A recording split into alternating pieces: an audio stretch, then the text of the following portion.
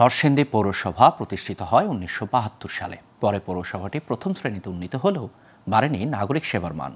আজও গড়ে ওঠেনি বর্জ্য ব্যবস্থাপনা। যত্রতত্র ময়লা আবর্জনা ফেলার কারণে পৌর এলাকা পরিণত হয়েছে ভাগাড়ে। এতে ভোগান্তি বাড়ছে নাগরিকদের।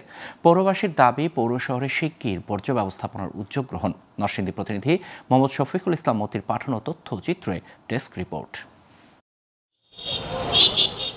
অর্ধশত বছরের পুরানো নরসিংদী পৌরসভায় এখনও নেই কোনো বর্জ্য ব্যবস্থাপনা। অনেক মহল্লায় নেই ডাস্টবিনও। দুই এক জায়গায় থাকলেও নাজেহাল অবস্থা। পৌরবাসী বাসাবাড়ির ময়লা আবর্জনা ফেলছে রাস্তার আশপাশে। পৌরসভার ৯ ওয়ার্ডের ময়লা আবর্জনার দুর্গন্ধে ভোগান্তিতে পড়েছে পৌরবাসী। মশামাছির উপদ্রব সহ দেখা দিয়েছে রোগ জীবাণু ছড়িয়ে পড়ার শঙ্কা। এলাকাবাসী বলছে, পৌর কর্তৃপক্ষের কাছে বারবার অভিযোগ করলেও মেলেনি সমাধান।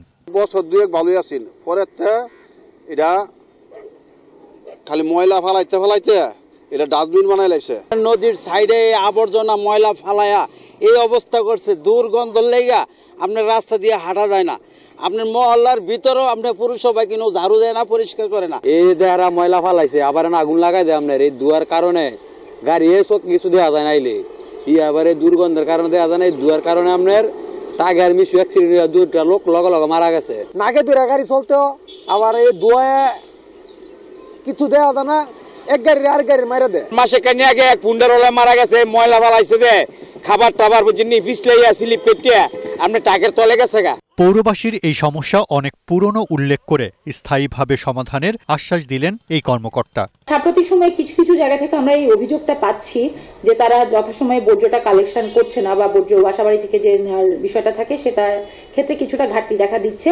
আমরা পৌরসভা কর্তৃপক্ষ এটা অ্যাড্রেস করার চেষ্টা করছি এবং আমরা মনে হয় অতি সত্বর খুবই দ্রুততম সময়ের মধ্যে এই সমস্যাটার সমাধান হয়ে যাবে।